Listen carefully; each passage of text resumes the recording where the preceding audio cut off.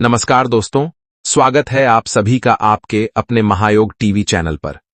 आज की इस विशेष और ज्ञानवर्धक प्रस्तुति में हम आपको बताने वाले हैं मोहिनी एकादशी से जुड़ी हर वह जरूरी बात जो एक सच्चे भक्त को जाननी चाहिए।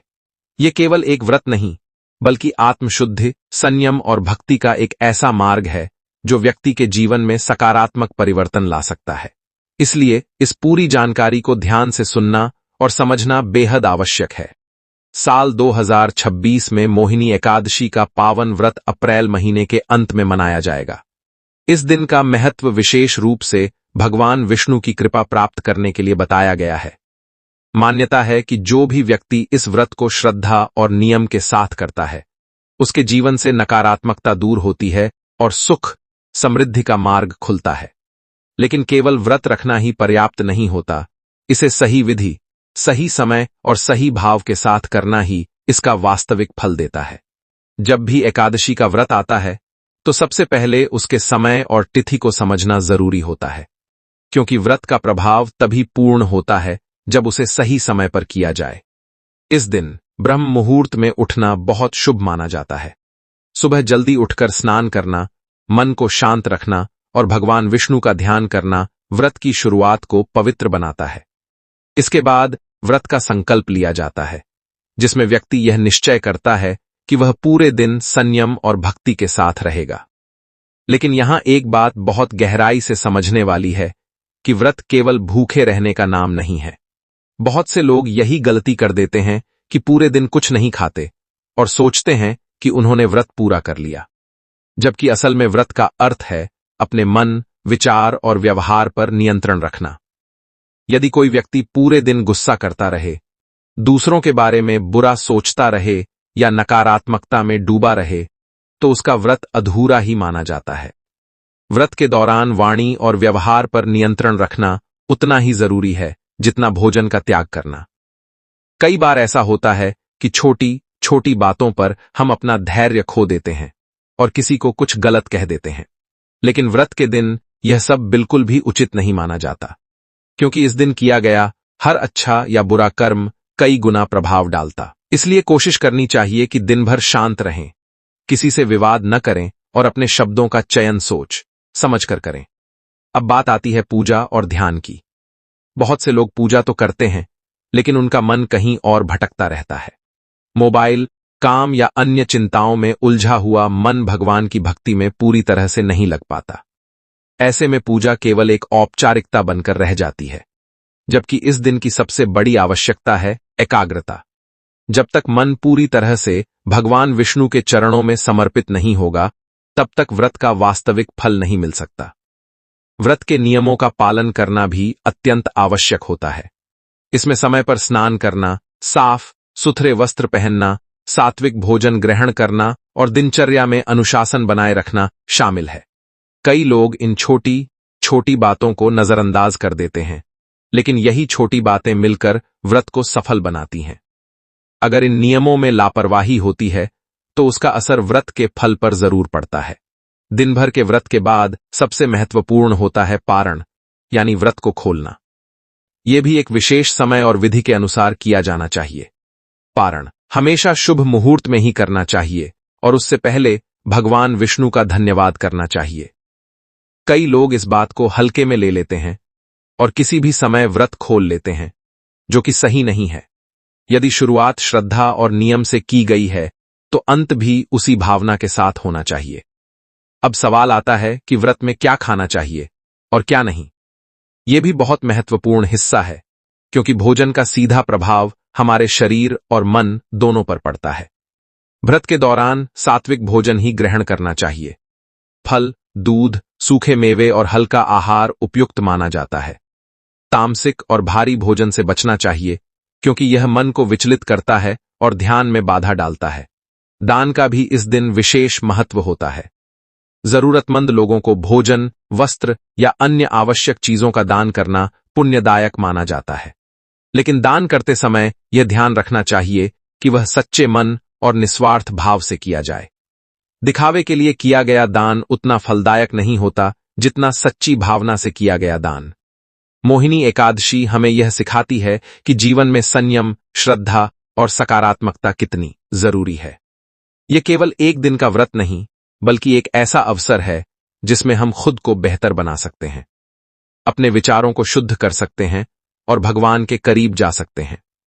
अगर इस दिन को सही तरीके से जिया जाए तो यह केवल धार्मिक अनुष्ठान नहीं, बल्कि आत्मिक उन्नति का एक माध्यम बन सकता है।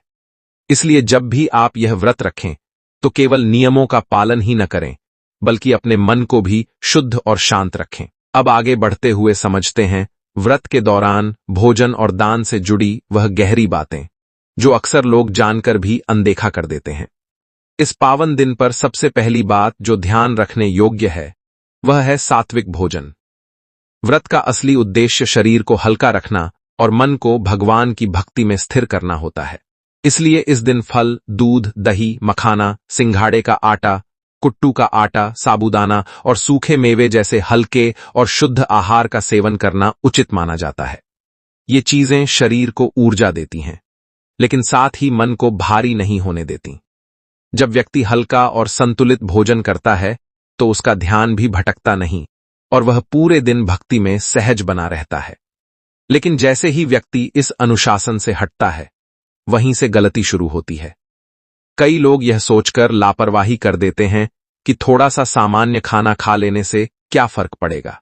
यही सोच धीरे धीरे नियमों को कमजोर कर देती है। इस दिन चावल, गेहूं, दालें और सामान्य नमक से बने भोजन से दूर रहना चाहिए। साथ ही प्याज, लहसुन, मांस और मदिरा जैसी तामसिक चीजों का सेवन पूरी तरह से वर्जित माना गया है।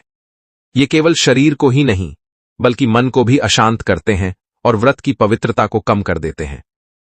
अब केवल यह जान लेना काफी नहीं कि क्या खाना है और क्या नहीं, यह भी उतना ही महत्वपूर्ण है कि भोजन कब और कैसे लिया जाए। व्रत के दिन बार बार खाना या हर थोड़ी देर में कुछ न कुछ खाते रहना अनुशासन को तोड़ देता है। बेहतर यही है कि एक या दो बार ही हल्का फलाहार लिया जाए और उसे भी भगवान को अर्पित करके शांत मन से ग्रहण किया जाए। जब भोजन जल्दबाजी में या केवल स्वाद के लिए किया जाता है तो उसका असर सीधे मन पर पड़ता है और ध्यान भटकने लगता है। धीरे धीरे यही आदत एक और गलती को जन्म देती है, जहां व्यक्ति व्रत के नाम पर तला, भुना और भारी भोजन करने लगता है। साबूदाना, कुट्टू या अन्य व्रत के आहार को इतना अधिक तेल और मसालों के साथ बनाया जाता है कि वह साधना के बजाय एक दावत जैसा लगने लगता है। यह व्रत के मूल उद्देश्य के विपरीत है। अधिक तला भुना भोजन शरीर में आलस्य लाता है, जिससे पूजा और ध्यान में मन नहीं लगता। जब शरीर ही भारी हो जाता है तो भक्ति में स्थिरता कैसे आएगी? और यही स्थिति अंत में पारण पर भी असर डालती है। व्रत खोलते समय कई लोग जल्दबाजी में भारी और मसालेदार भोजन कर लेते हैं, जिससे पूरे दिन की साधना का प्रभाव कम हो जाता है। पारण हमेशा हल्के और सात्विक आहार से करना चाहिए, जैसे फल, दूध या सादा भोजन। और सबसे जरूरी बात यह कि सही समय का ध्यान रखा जाए। व्रत की शुरुआत जितनी श्रद्धा से होती है, उसका समापन भी उतनी ही शुद्धता और संयम के साथ होना चाहिए। अब बात करते हैं दान की, जो इस दिन विशेष महत्व रखता है। लेकिन यहां भी सबसे महत्वपूर्ण चीज है भावना। यदि दान केवल दिखावे के लिए किया जाए या किसी से आगे निकलने की भावना से किया जाए तो उसका वास्तविक फल नहीं मिलता। सच्चा दान वही है जो निस्वार्थ भाव से और किसी की मदद के उद्देश्य से किया जाए। जब मन में करुणा और सेवा का भाव होता है, तभी दान का प्रभाव गहरा होता है। दान में क्या देना चाहिए, यह समझना भी जरूरी है। इस दिन अनाज, फल, वस्त्र, पानी, छाता, जूते, चप्पल जैसी जरूरत की चीजें जरूरतमंद लोगों को देना शुभ माना जाता है। भगवान विष्णु से संबंधित पीले वस्त्र या पीली मिठाई का दान भी पुण्यदायक माना गया है। लेकिन यहां एक बात बहुत स्पष्ट समझनी चाहिए कि दान वही देना चाहिए जो स्वयं उपयोग करने योग्य हो। घर की बेकार या खराब चीजें किसी को दे देना दान नहीं, बल्कि उससे छुटकारा पाना होता है। इसी के साथ यह भी जरूरी है कि दान सही व्यक्ति तक पहुंचे। बिना सोचे समझे कहीं भी दान कर देना उचित नहीं है। कोशिश करनी चाहिए कि दान ऐसे व्यक्ति को दिया जाए जिसे वास्तव में उसकी जरूरत हो, चाहे वह कोई गरीब हो, भूखा व्यक्ति हो या कोई जरूरतमंद साधु संत। सही स्थान पर दिया गया छोटा सा दान भी बहुत बड़ा फल देता है। लेकिन जब दान के साथ अहंकार जुट जाता है तो उसका महत्व खत्म हो जाता है। कई बार लोग दान देते समय सामने वाले को छोटा महसूस कराते हैं या अपने दान का दिखावा करते हैं। ऐसा करने से दान का पुण्य समाप्त हो जाता है। दान हमेशा विनम्रता और सम्मान के साथ करना चाहिए, ताकि सामने वाले को भी आत्मसम्मान बना रहे और आपको सच्चा संतोष मिले। इसके अलावा इस दिन तामसिक वस्तुओं का दान भी नहीं करना चाहिए। मांस, मदिरा या ऐसी कोई भी चीज जो नकारात्मकता को बढ़ाती हो, उसका दान इस पवित्र दिन पर अनुचित माना गया है। दान का उद्देश्य सकारात्मक ऊर्जा फैलाना होता है, इसलिए केवल सात्विक वस्तुओं का ही चयन करना चाहिए। और जब इन सभी बातों की अनदेखी होती है, तो धीरे धीरे व्यक्ति केवल परंपरा निभाने तक सीमित रह जाता है। वह दान तो करता है, व्रत भी रखता है, लेकिन उसमें श्रद्धा और भावना की कमी हो जाती है। यही वह स्थिति है जहां इंसान बाहरी रूप से सब कुछ करता है, लेकिन भीतर से जुड़ाव महसूस नहीं कर पाता। अब तक आपने जाना कि मोहिनी एकादशी का व्रत केवल नियम निभाने का विषय नहीं, बल्कि भावना, अनुशासन और आत्मशुद्धि का एक संपूर्ण मार्ग है। अब आगे समझते हैं दान और आचरण से जुड़ी वह अंतिम और सबसे गहरी बातें जो इस व्रत को पूर्ण बनाती हैं। जब दान में सच्ची भावना नहीं होती, तो वह केवल एक परंपरा बनकर रह जाता है। बहुत से लोग दान तो करते हैं, लेकिन उनके मन में ना तो करुणा होती है और ना ही सेवा का भाव।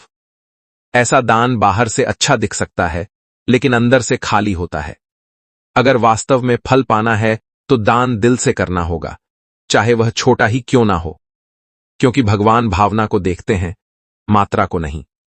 जब यह बात समझ में नहीं आती, तो इंसान दान को हल्के में लेने लगता है, और यहीं से अगली गलती शुरू होती है कि समय का ध्यान नहीं रखा जाता। दान का भी एक सही समय होता है, और मोहिनी एकादशी के दिन यह और भी महत्वपूर्ण हो जाता है। इस दिन सुबह स्नान और भगवान की पूजा के बाद किया गया दान सबसे शुभ माना जाता है, लेकिन कई लोग जल्दबाजी या लापरवाही में कभी भी दान कर देते हैं, जिससे उसका प्रभाव कम हो जाता है। सही समय पर किया गया छोटा सा दान भी बड़ा फल देता है, जबकि बिना समय का ध्यान रखे किया गया बड़ा दान भी उतना प्रभावी नहीं रहता। इसके बाद एक और गलती सामने आती है जो बहुत सामान्य है, लेकिन उतनी ही गंभीर भी। दान करने के बाद उसे बार बार याद करना या उसका जिक्र करना। कुछ लोग दान देने के बाद मन ही मन सोचते रहते हैं कि उन्होंने कितना दिया, या दूसरों को बताने लगते हैं। ऐसा करने से दान का पुण्य धीरे धीरे समाप्त हो जाता है। सच्चा दान वही होता है जिसे देने के बाद भूल जाया जाए और केवल मन में संतोष रखा जाए। जब इंसान इस सरल बात को नहीं समझता, तो उसका मन अशांत रहने लगता है और इसका असर पूरे व्रत पर पड़ता है। लेकिन सबसे महत्वपूर्ण बात यहां आती है कि केवल दान कर देने से ही सब कुछ पूरा नहीं होता। यदि व्यक्ति का व्यवहार, उसकी सोच और उसका जीवन सही नहीं है, तो दान का पूरा लाभ उसे नहीं मिल पाता।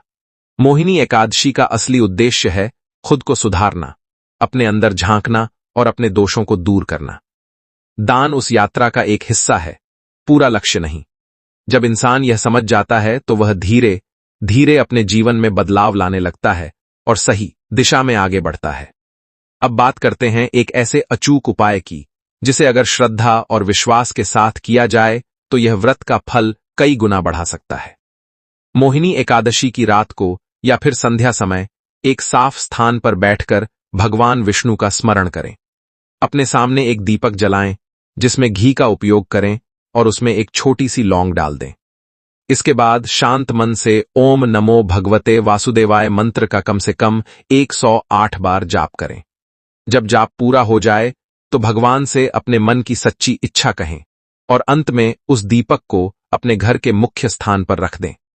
यह उपाय न केवल आपके मन को शांति देगा, बल्कि आपके जीवन में सकारात्मक ऊर्जा को भी बढ़ाएगा। मोहिनी एकादशी केवल एक दिन का व्रत नहीं है, यह एक अवसर है अपने जीवन को सही दिशा देने का, अपने भीतर की नकारात्मकता को खत्म करने का और भगवान के करीब जाने का। जब इस दिन को पूरी श्रद्धा, अनुशासन और सच्चे मन से जिया जाता है, तब इसका प्रभाव केवल उसी दिन तक सीमित नहीं रहता, बल्कि जीवन के हर क्षेत्र में दिखाई देता है। अगर आपको यह जानकारी उपयोगी लगी हो, तो वीडियो को लाइक जरूर करें और कमेंट में जय माता लक्ष्मी और जय भगवान विष्णु जरूर लिखें। ताकि आपकी श्रद्धा और भक्ति का संदेश भगवान तक पहुंचे और आपकी सभी मनोकामनाएं शीघ्र पूर्ण हों।